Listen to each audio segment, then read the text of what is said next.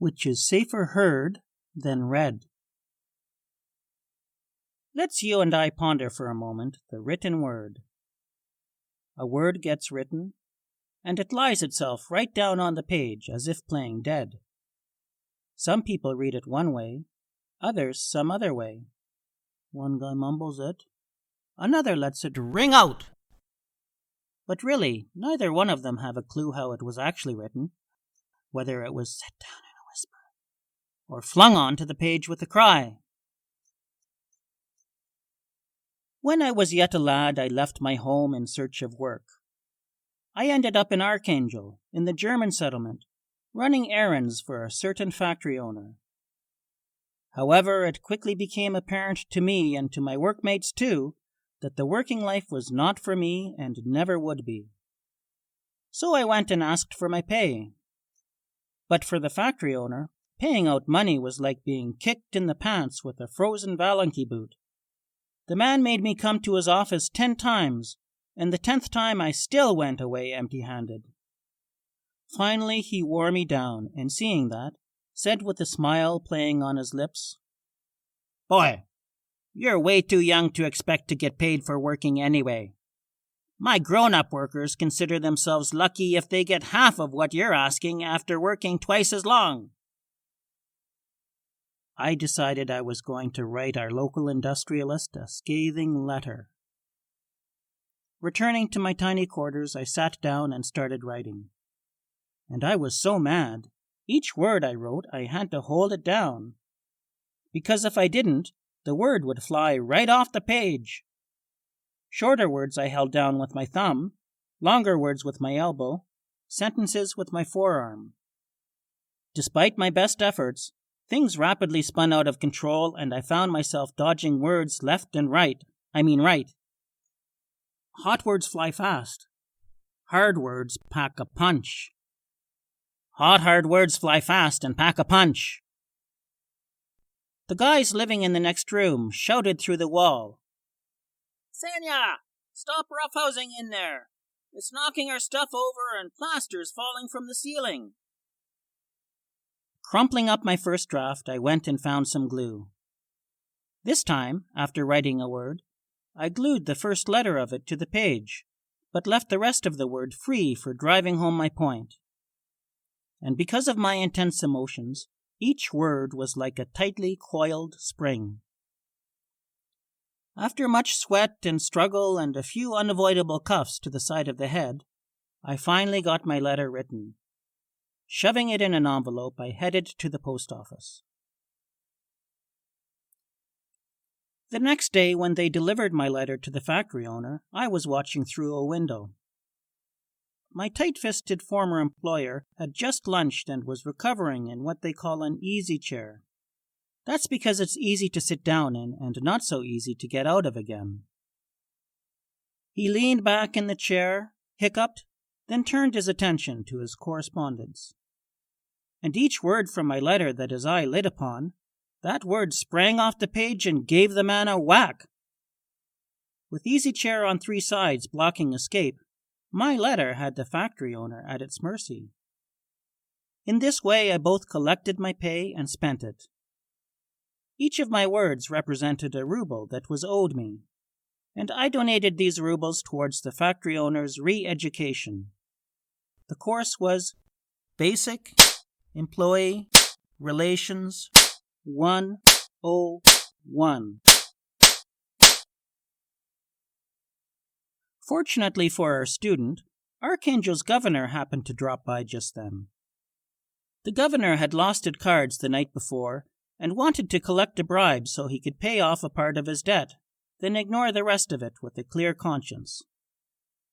With beseeching eyes, the factory owner waved my missive like a white flag at the governor. The latter took the letter, set his legs apart, drew himself up importantly, and directed his eyes at the words on the page. He read a word, and that word socked him in the nose. This infuriated the governor. But because he wanted to discover the letter's author, he kept reading. His schnoz took blow after blow. It was a ferocious battle, with the pugnacious governor determined at whatever cost to read down to my signature, and the fiercely loyal letter using its own body to shield my good name.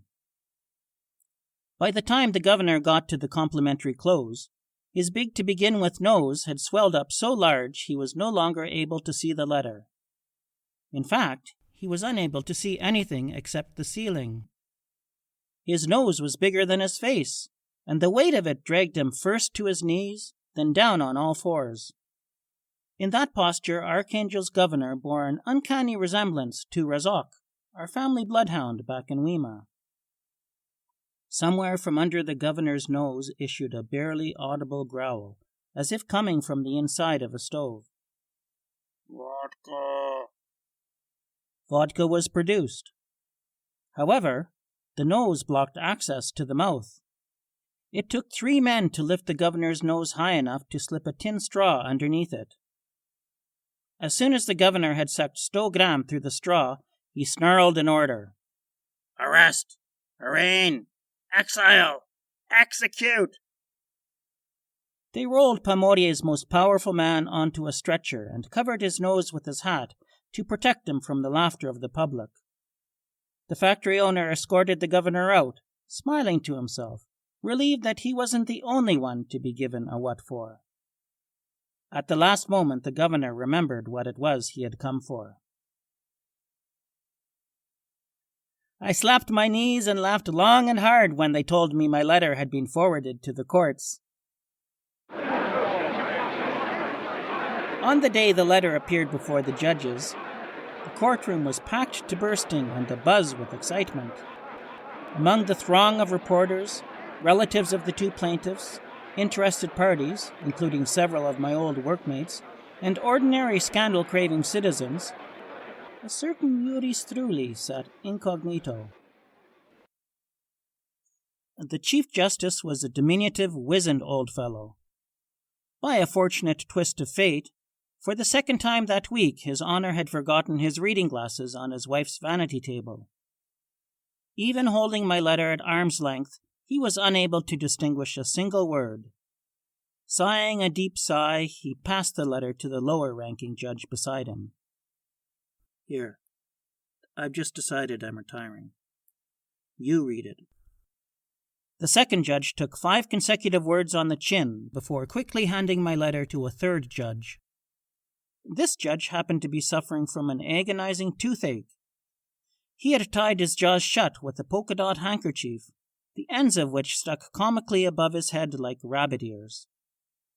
The judge began to read, and the first words of my letter whipped out and smacked him on the cheek. The tooth stopped aching. Unknodding his rabbit ears, the judge announced, Granted. Give the writer of this missive money for vodka, money for pastries, and a cash award too. Yuri Struli leapt to his feet and was about to shout out, Your Honornesses! It was me wrote that letter! But he remembered himself just in time. The judges continued to struggle with my letter. They got a taste of their own medicine, some small retribution for the injustices they had served us on a regular basis over the years. They couldn't defend themselves. They didn't know who they were up against. The entire court staff had a go at reading the letter, but they were all knocked out of commission paragraphs before my signature. They even gave my letter to the custodian, but the custodian, who happened to be from Weimar, was illiterate, and therefore my hard-hitting words posed no danger to him. Finally, my letter was sent on to St. Petersburg for the officials there to deal with. The offending epistle was rushed up and down the marble corridors of power, landing on the desk of one senior civil servant after another. And these characters all got taught a good lesson, courtesy of us common folk. The success I'd had with my letter to the factory owner gave me another idea. I took a large piece of paper, the size of a table. At the top of it I wrote in giant letters, Attention, gentlemen! For your edification! Further, I put down some more of my inside-out words. These ones I wrote real tiny so you had to bring your face right up to the page to read them. Early the next morning I pasted the paper to the brick wall of a building in the central square, and then moseyed over to a lamp-post with the intention of appearing to loiter. The city had already been long abustle with the proles hurrying to their workplaces when I spied the first bureaucrat stepping into the square.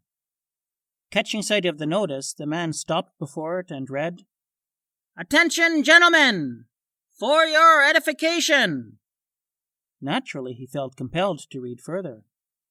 And when he peered closer to make out the fine print, he got it in the eye. He staggered away, groaning. The same thing happened with the next fellow, and the next. I'll wager that even less work than usual was performed in the government offices that day. Eventually, the bureaucrats got wise to my prank, and one brave individual pulled out his ceremonial saber and brandished it at the notice. But we all know that the pen is mightier than the sword. In the end, they called in the fire brigade. The mysterious Juris Trulli was among the crowd of bystanders who gathered to watch as the firemen uncoiled their big hose and aimed it at the paper. The powerful jet of water liquidated the entire text of my notice, name at the bottom included.